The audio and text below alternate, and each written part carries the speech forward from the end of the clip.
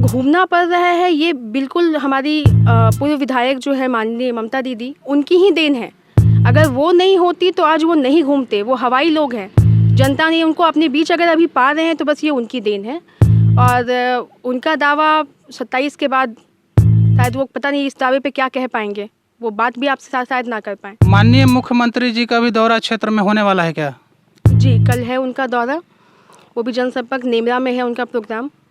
और उनके आने के बाद एक जनसैलाब होगा उनकी रैली में कल, तो उससे भी विरोधी कांपेंगे। किसी ने मुझे एक बाइट भेजा जो कह रहे हैं कि अनपढ़ गवार रावण घमंडी लोग, ये उनकी भाषा है। ये आदरणीय सुनीता चौधरी जी ने ये कहा। मैं कहती हूँ कि हमारा क्षेत्र दो भाग में है। एक है जो किसान हैं, जो पढ़े लिखे नहीं हैं, लेकिन उनको अहंकारी, उनको घमंडी कहना ये उचित नहीं है। अभी हमारे साथ शालिनी प्रिया जी हैं, जो किसी परिचय की मोहताज नहीं हैं, कुशल वक्ता हैं, एक्टिव कार्यकर्ता हैं और ज़मीन से जुड़ी हुई कार्यकर्ता हैं, काफ़ी एक्टिव हैं चुनाव में।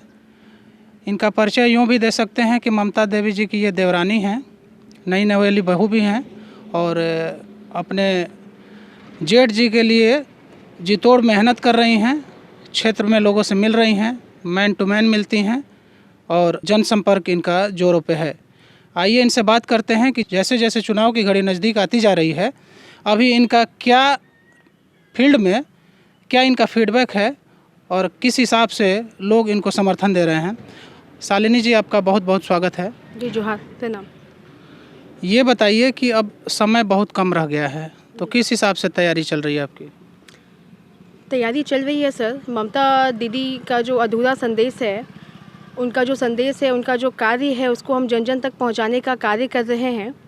और मैं जहां तक भी जा पा रही हूं, मैं जहां तक समझ पा रही हूं, लोग उससे जुड़ पा रहे हैं। मैंने जैसा ही बताया था कि लोगों को ज़्यादा समझाना नहीं पड़ रहा है। मुख्य लड़ाई अगर देखा जाए तो माननीय चंद्र प्रकाश चौधरी जी की पत्नी सुनीता चौधरी जी और ममता देवी जी के पति बजरंग महतो जी के बीच में है। फील्ड में घूमने पर जो उनके समर्थक हैं ऐसा कहते हैं कि ममता देवी जी के कार्यकाल में विकास नहीं हुआ। चूँकि चंद्र प्रकाश चौधरी जी भी यहाँ पे माननीय विधायक रह चुके हैं, उनका कार्यकाल लंबा रहा है, तो ममता देवी जी के कार्यकाल को और चंद्र प्रकाश चौधरी जी के कार्यकाल को आप दोनों को कैसे देखती हैं? सबसे पहले तो विरोधी अगर विरोध नहीं करेंगे तो वो विरोधी किस बात के? तो उनका विरोध करने के लिए उनको आना पड़ रहा है, उनको कहना पड़ रहा है। ये भी हमारी माननीय ममता दीदी की ही देन है। अगर वो जन आंदोलन नहीं करती, वो इन लोगों को सबक नहीं सिखाती, तो आज ही जनता के बीच ये भी कहने के लिए नहीं हाजिर हो पाते।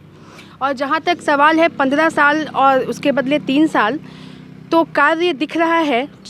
दीदी ने जो भी कार्य किया है, आंगनबाड़ी सेविका से लेकर के सहायक दीदी का काम की आवाज़ को उठाना हो सदन में, या भैरवी जलाशय का जो मुद्दा है, आदरणीय जो हमारे पूर्व विधायक थे यहाँ पे चंद्र प्रकाश चौधरी जी, वो स्वच्छता विभाग के मंत्री थे, लेकिन नहर जिससे हज़ारों लोगों को फ़ायदा होगा, उसके बारे में उन्होंने क्या किया, ये आपको उनसे पूछना चाहिए। ये बताइए कि ममता जी अभी हैं नहीं जी, तो उनकी कमी को कैसे पूरा कर रही हैं आप?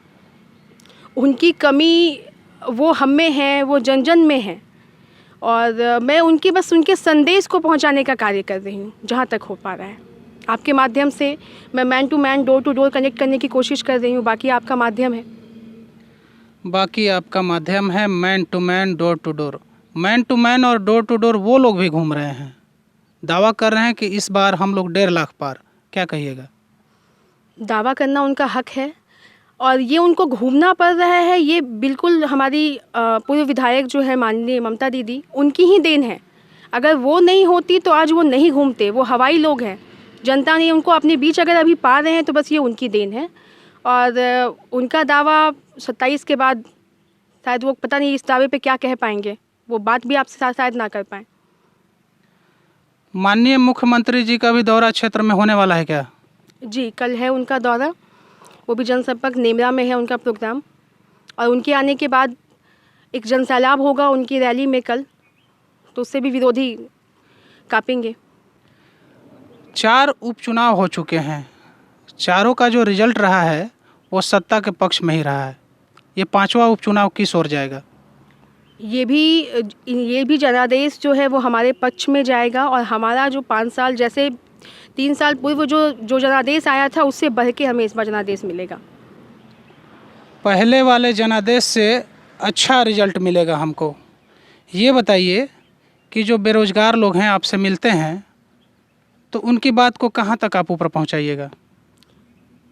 बेरोज़गारी और अनएम्प्लॉयमेंट और एजुकेशन का जो मुद्दा है, मैं खुद एजुकेशन फील्ड से हूँ, और दीदी का भी प्रयास जो है डिग्री कॉलेज जो सरकारी डिग्री कॉलेज का है, और हम लोग यूनिवर्सिटी की ओर देख रहे हैं।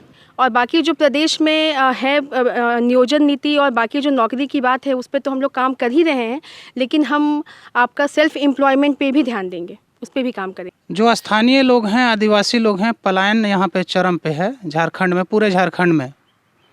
ममता देवी जी के पति श्री बजरंग महतो जी अगर विधायक बनते हैं तो खास करके रामगढ़ के क्षेत्र में पलायन को रोकने के लिए, बेरोजगारी को रोकने के लिए क्या कीजिएगा आप?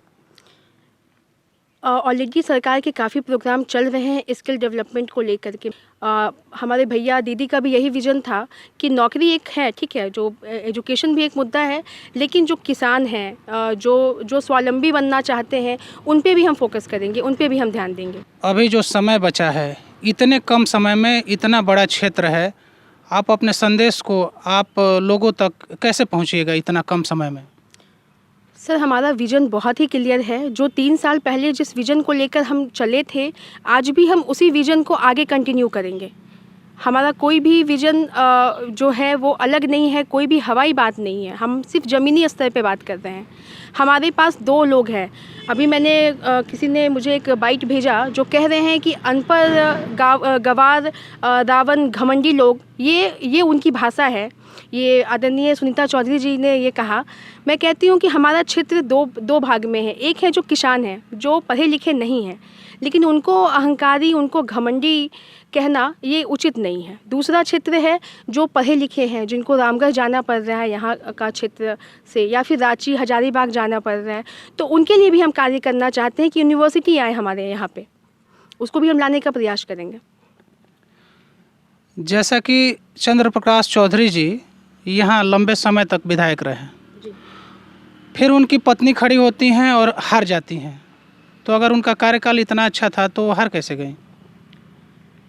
ये तो सोचने वाली बात है कि अगर उनका कार्यकाल इतना ही अच्छा होता तो उनको हारने की ज़रूरत नहीं पड़ती। और दूसरा, अगर वो हारी भी थी तो 3 साल जनता ने उनको नहीं देखा, उनको जनता के बीच में होना चाहिए था।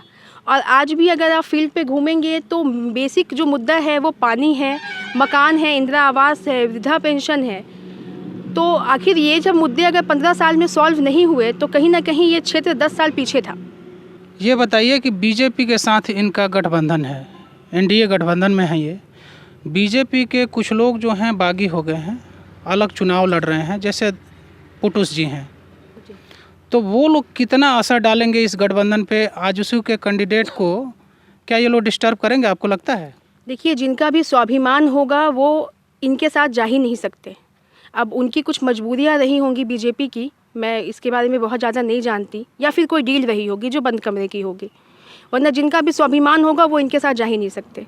और जो इनसे अलग हुए हैं, मैं उनको प्रणाम करती हूँ कि उन्होंने इतनी हिम्मत दिखाई है, और वो बिल्कुल असर डालेंगे।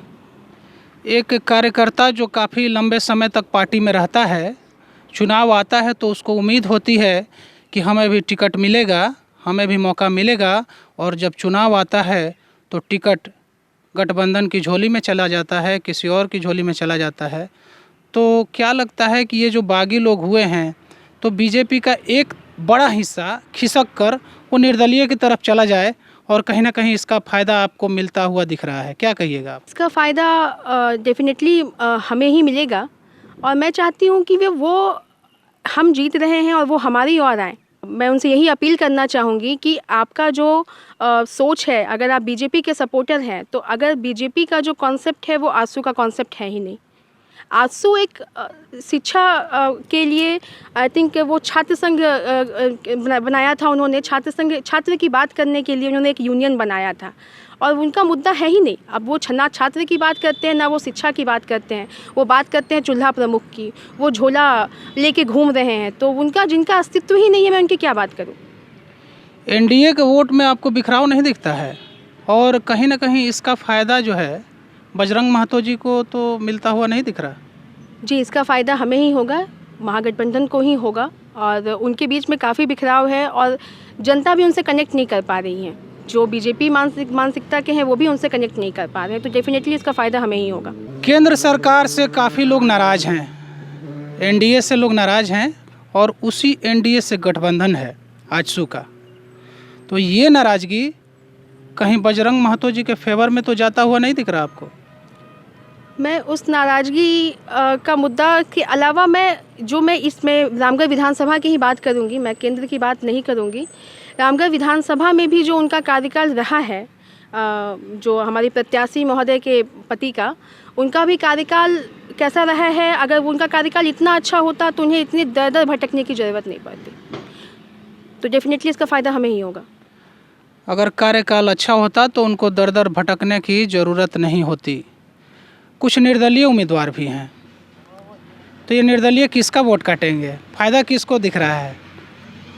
निर्दलीय की अपनी महत्वाकांक्षा है या उनका भी कोई डील होगा, मैं उस पर ज़्यादा बात नहीं करना चाहूँगी। मैं सिर्फ अपनी बात करूँगी। हमारी जो दीदी का जो संघर्ष है, उनका जो तकलीफ़ है, उनका जो विज़न है, बस हमको बस उस चीज़ को अपनी जनता तक पहुँचाना है। कुछ लोग ये भी कह रहे हैं कि निर्दलीय को खड़ा कराया गया है, और ये किसने खड़ा कराया है और इसका फ़ायदा किसको मिल रहा है?